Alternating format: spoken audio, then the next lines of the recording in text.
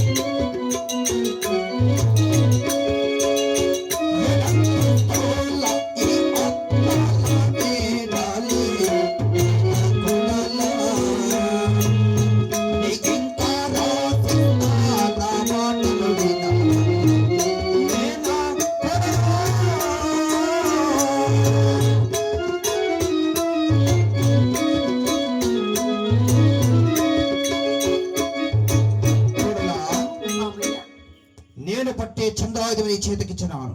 ఈ ఏడంతా తలమేడ నీకు రాసిస్తా. నా 7 కొడుకుల కన్నా ఎచ్చగా చూస్తా.